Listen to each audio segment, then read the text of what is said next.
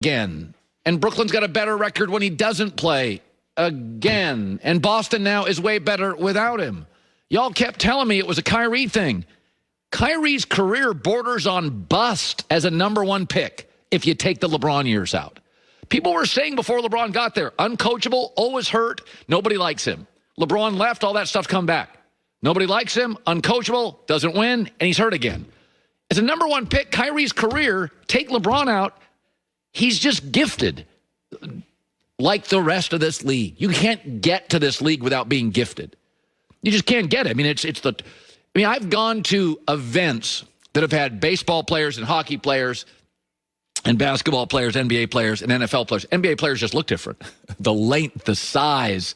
I mean, they're just gifted. And they're all great at something. And several are like out of this world at something, like Damian Lillard shooting, Steph Curry shooting. But to watch LeBron last night, he does everything well. Last night, he's an old man. He had 17 fast break points. That's like an old man going up to Usain Bolt and going, "Excuse me, young man, I'm gonna be in lane 3." Phew, running past him. He had 17 fast break points. So, and you know what's funny about this? For years and years, you kept telling me about Anthony Davis. Okay, you kept telling me about him, and I like Anthony Davis. I think he's the top 5-6 player in the league. But when you put Anthony Davis and LeBron together on the same team, you guys see the gap, right? Like Anthony Davis, 60th in the NBA in fourth quarter scoring. Last night, Anthony Davis, 6 for 20. Last night, Anthony Davis hurt again. When you put LeBron and AD on the same floor, it is the Grand Canyon of a gap. You can keep hating on this guy and criticizing this guy. I mean, old man flex last night. Good for LeBron. Okay, here's a rule, and I'm going to say it. Who is Nick Saban's best friend in coaching, Joy? Bill Belichick. Winners like winners. Winners don't like hanging around losers. Winners don't like hanging around mediocre people. Stars hang out with stars. Winners hang out with winners. And the NBA, more than any league in the world, maybe international soccer is close, is a star-driven league. LeBron stayed in Cleveland for years, and then he went to the Olympics. He was like, I can play with guys like that. And LeBron came back to Cleveland. He's like, I want to go play with Dwayne Wade and Chris Bosh. LeBron for years stayed in Cleveland, and he was loyal, and he didn't leave. And then he started sampling playing with other great players. It's like, damn, you're going from like a steak, like that's a steakhouse, and just getting a steak. You can go to a lot of restaurants and get a steak, but you go to a good steakhouse and get a steak, you're like, that. You stop going to the other restaurants that also have steak on the menu, but they're not steakhouses. So Giannis is a star. We know Milwaukee does not attract free agents. It doesn't. It's like Utah. It's a great NBA franchise, but they don't attract free agents. Here's a rumor, and it's not a bad one, and I believe it to be true. The Warriors acquired Andrew Wiggins for one reason, to get Giannis. Remember, Wiggins makes a lot of money. In order to trade for Giannis, you have to have a huge salary. Wiggins makes a lot of money. They're also going to have the number one pick in the draft and Minnesota's pick, which will be a lottery pick. Can Milwaukee do better than Andrew Wiggins and 2 lottery picks? I'll say it again.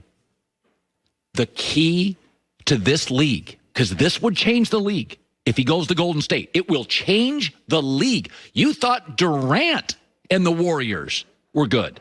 Durant gone. Giannis, Steph, Draymond, and Clay. No, thank you. That you might as well just set your clock to those guys in the finals.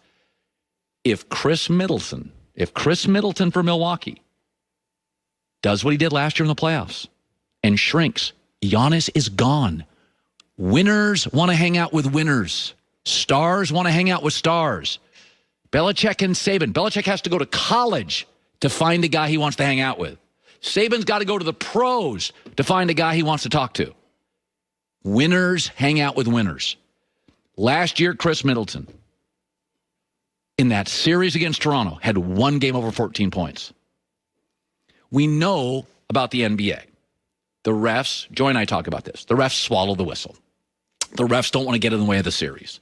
And so what happens in the NBA playoffs, guys who are not comfortable in that physical space, they shrink. James Harden shrinks. People play real defense, and the refs swallow the whistle. So James Harden doesn't get the call in the playoffs. He's a great player, but he's not as dominant in the playoffs. Paul George is a very talented player. Doesn't always like the physicality of it. Paul George shrinks in the playoffs. Now, Kawhi can be physical. LeBron can be physical. D. Wade, physical. Paul Pierce could be physical. The late Kobe could be physical. Shaq could be physical. Those guys don't shrink in the playoffs. The NBA playoffs, refs swallow whistles. It's a players and a stars league. Young guys shrink, and guys that don't like physicality shrink. Chris Middleton shrinks. Remember last year against Toronto? Milwaukee up 2-0, series over, game 3 win, series over.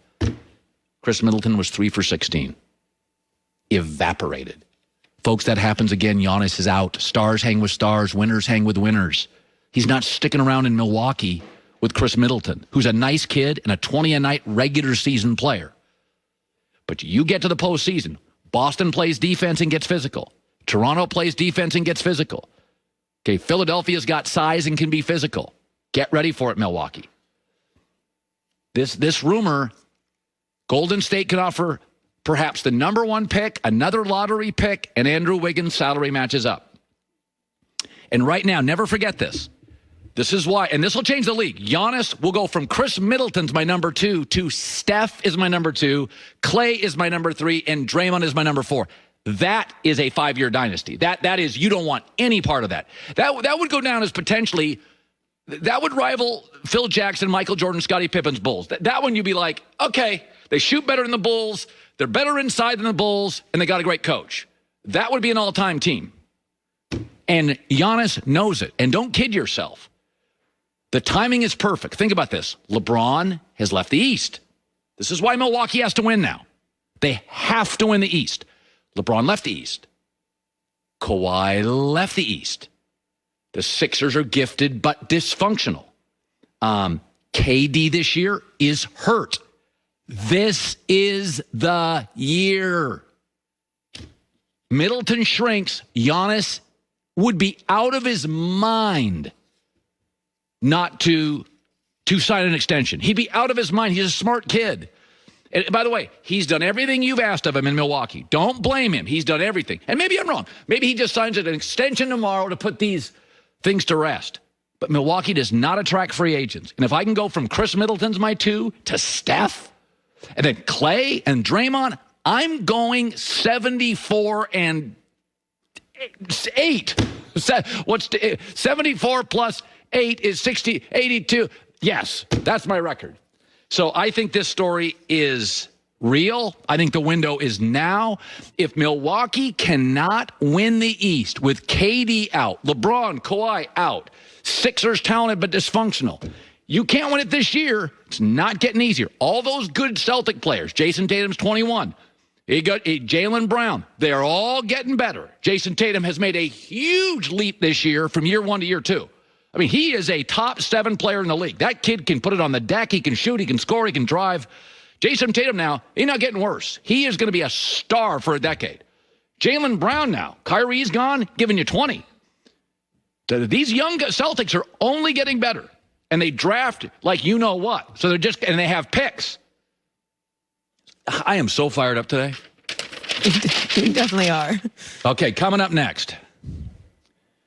There's going to be a city out there. You know what? You know I'm right in Michigan. You know I'm right on this. You don't want to admit it, but you know I'm right. And interesting story develops today. Oh, my. We got my guy, Tua. Very interesting story developing. That's coming up next. Over 50 years ago, 2 men, they had a passion. They liked engineering. Must have been smart guys. And they loved motorsports. And they started building race engines in an old abandoned mill. It was probably somebody else's mill. They didn't care. I mean, you got something you want to do, you got to get it done. Somebody's mill. They saw an opportunity, an invitation, push the envelope, break the rules. A chance to prove that 2-ton family sedans could have the performance to compete in a 24-hour track race. Shocking the competition. That wasn't enough. They wanted to validate their belief by putting race car engines in luxury sedans. They did, and stunned the elite in world motor racing.